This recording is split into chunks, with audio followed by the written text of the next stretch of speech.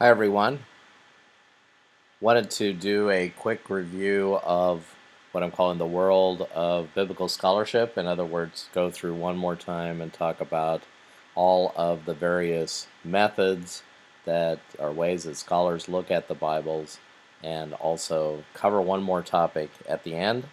Then we'll be completely done with this and we'll move on to talking more about the content of the Old Testament, which you're probably happy about. You might recall we spent some time talking about pre-critical approaches, in other words, approaches that were popular prior to the Reformation and the Renaissance. The first approach we talked about was an allegorical approach where things in the biblical text represented or were seen to represent other things that were not readily apparent. So our parade example was looking at the four rivers in the creation story in the book of Genesis and seeing how Philo described those as corresponding to the four Greek virtues.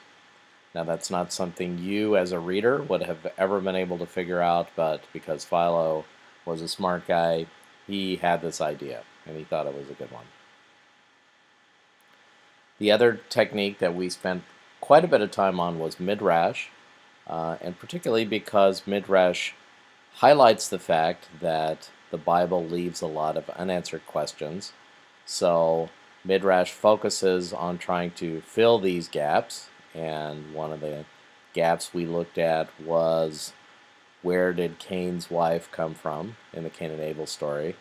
The Bible simply doesn't say, so Jewish scholars, this was a popular Jewish form of scholarship, even though there is Christian midrash as well, but Jewish scholars came up with a number of ideas as to where Cain's wife could have come from. Also, we talked very briefly about figural readings and typology, and already in Paul's letter to the Corinthians, he talks about how the Israelites passing through the Red Sea is a sort of type or foreshadowing of our baptism as Christians. So seeing events or things, objects in the Old Testament as somehow relating to the life of Christians is a good example of this figural type reading or typological way of reading the Old Testament. We also talked about prophecy and fulfillment, where specific events or specific verses in the Old Testament are later read back in the New Testament and are seen to point forward to the person of Jesus or events in the life of Jesus and so forth. So kind of reading the Old Testament with what I call our Jesus glasses, where particularly messages of hope and of God's intervention are seen to be embodied in the life of Jesus. Then during the Renaissance and after, a number of new approaches were developed to study the Bible, to look at the Bible. And we talked about Luther and the Reformers' emphasis on the plain sense of the text. In other words, Luther in particular didn't really like this idea of the allegorical method. And the example we used was the papal reading of the sun in the book of Genesis, in Genesis 1, and the creation story representing the Pope, and the moon representing the king. Luther said there's really no basis in the text for reading the Genesis story that way, and we should concentrate on the plain sense and not try to look for hidden meanings. Also, Luther emphasized, because of this primarily, that therefore certain parts of the Bible were really more important for our salvation than others. So he pointed to the Gospels and the letter to the Romans and the letter to the Galatians as being particularly central to the Christian understanding of our relationship to God. And perhaps other parts of the Bible like some of the genealogies and some of the legal regulations that we find in the Old Testament, are maybe interesting for historical reasons, but really have not that central of a role in our faith. We talked at length about the historical critical method. So this all started off with a scholar by the name of Spinoza, philosopher, and eventually led to approaches such as the one we read about in the book Who Wrote the Bible. So looking at the Bible in its original historical setting, so how does the Bible relate to our ideas about Israelite culture? Studying the original languages of the Bible, Greek and Hebrew, very closely. All of those are important. We talked about redaction criticism, which is trying to figure out how the Bible came together and what the editing process looked like. I think we talked very briefly about text criticism, which is a very tedious, usually, at least in my opinion, tedious area of Bible scholarship where people sit down and compare different manuscripts of the Bible. And of course, there's always little differences here and there. And trying to figure out what of the manuscripts, what the best manuscripts are, what the best readings are. And again, it's very tedious, but a very necessary process. And we also talked about literary approaches. So the main scholar that kicked this off was a guy by the name of Herder, a German, and he proposed that it's very fulfilling to look at the Bible as a literary text. So we might ask of the Bible the same types of questions that we would ask of, say, a Shakespearean play. We would look at things like characters and plot development and uses of words and themes and all of the things that you learned in literature class, Herder said could be applied to the Bible very productively. In the 20th century, we saw what was really a great explosion in the number of other critical approaches. You don't need to know this necessarily, but sometimes these are called postmodern approaches. One important approach that really took off in the 20th century was the feminist approach to reading the Bible. And fortunately, you've already read one feminist scholar, Carol Myers. So Carol is particularly interested in highlighting the roles of women in the biblical text and women in Israelite society. Other approaches developed in the 20th century, one specific one that has gotten a lot of attention are what people refer to as social scientific approaches. So this would be a good example would be modern archaeology. And what I mean by that is when archaeology first started, people were kind of Bible treasure hunters. So it was more like Raiders of the Lost Ark than a science. But as time went along, people learned different techniques for doing very careful, very scientific modern archaeology. And also what is called comparative ethnography. So looking at Israelite societies and looking at some other societies, other ancient societies, other societies that may be more traditional, and trying to understand how Israelite society may have worked in light of other societies. So sort of a comparative sociological approach. I just threw in some other ideas here just so you knew that they existed. There is a post-colonial approach to reading the Bible, so looking at the effect of empire on Israelite culture.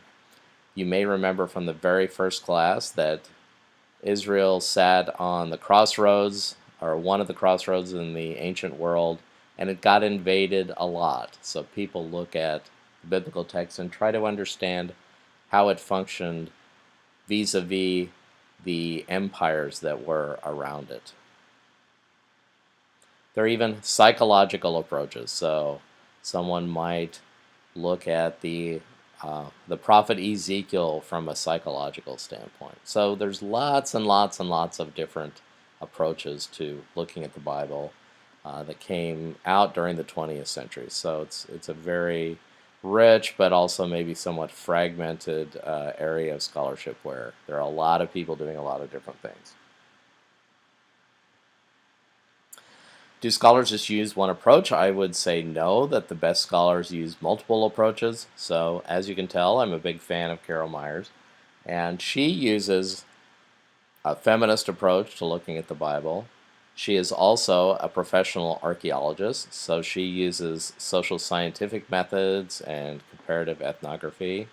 She's also a great scholar of biblical languages, so I would say she has 3 of the major bases covered, and that's what makes her good, because she can do a lot of different things very well.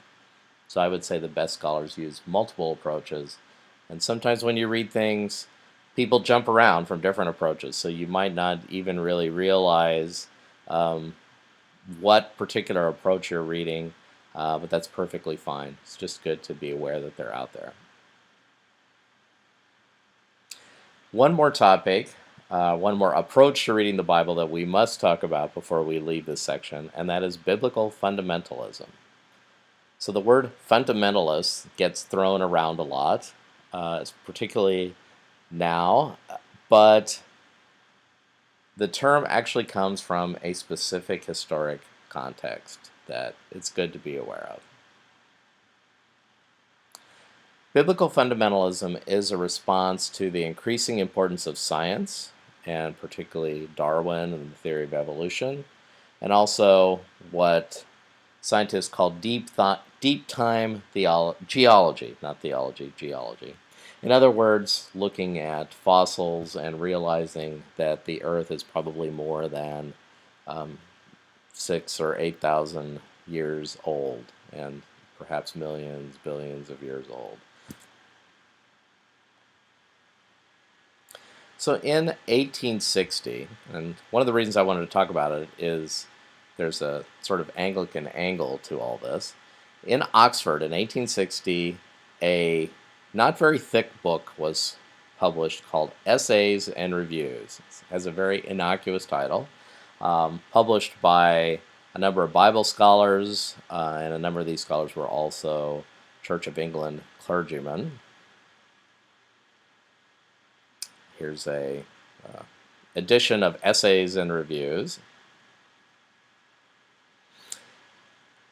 And these scholars looked at kind of all of the biblical scholarship that had come before them and tried to incorporate biblical scholarship in the world of the church. So this is really a first attempt to try to make modern biblical scholarship relevant to the church. And here was one of the quotes that's a little long, but I thought was meaningful, from the book Essays and Reviews. Some may consider the descent of all mankind from Adam and Eve to be an undoubted historical fact, but others believe the story to be the concrete expression of great moral truths, of the brotherhood of all human beings, of their commonality in suffering and human frailty, and so forth. This quote goes on. And then the author argues that the force, grandeur, and reality of these true ideas are not one whit impaired if they are found to have been unlikely historically.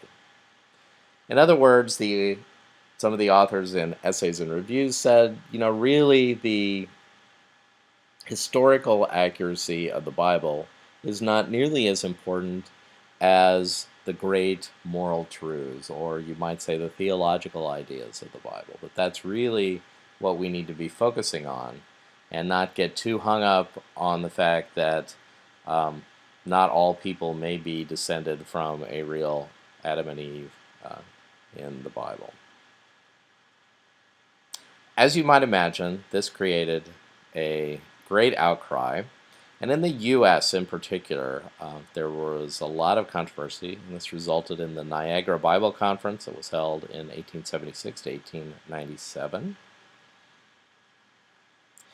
And out of this conference and subsequent conferences were published a volume called The Fundamentals. So this was a rebuke of the things that were discussed in places like Essays and Reviews. So that's where the term fundamentalism comes from this volume called The Fundamentals, which was a collection of essays. And fundamentalism as a movement was highly influential in evangelical churches, in the Southern Baptist Church, and this movement asserted the historical inerrancy of Scripture. And what this means is that in the view of the people writing the fundamentals, that Christianity must have a perfect Bible. That really there's no way to separate Christianity from a perfect biblical text. The fundamentalists also described a process of the composition of the Bible. So how did the Bible come together? Well, we've looked at a different model of composition in the book Who Wrote the Bible. So in a direct rebuke of that, the fundamentalists said that Scripture came about through what they call verbal plenary inspiration. In other words, that the Bible was dictated specifically by God to human authors word for word. So this rules out the idea of styles of writing and so forth, that God literally dictated the Bible down to the smallest word. So sort of going all the way back to Luther's idea that some parts of the Bible may be more important than others, the fundamentalists said that every word and every part of a word is all equally important in the Bible. Now this gets into a few theoretical problems. So, for example, we talked about there being different manuscripts of the Bible. So how do you have a perfect Bible when not all of our copies agree? Well, they said, well, really the only perfect copy was this original copy that God dictated. And of course we don't have those original copies anymore, so there's no way to really test that in any scientific way.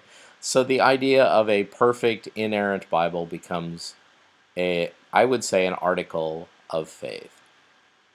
And as you're probably aware, maybe through your own background or through talking to friends, various ideas of biblical fundamentalism are still influential in the United States, still very influential here. A lot of ideas that came out of the Bible in terms of the Old Testament in particular being, for example, Ezekiel not being about the Israelites in Ezekiel's time, but being actually about the end of the world. A lot of those ideas came out of the process of biblical fundamentalism. So I thought we should close up our section on biblical scholarship and just at least talk about this subject, because it's still around, it's still very influential, and you may be familiar with it, or you may run into people with some of these ideas. Hope you found this helpful. Have a great evening. Bye-bye.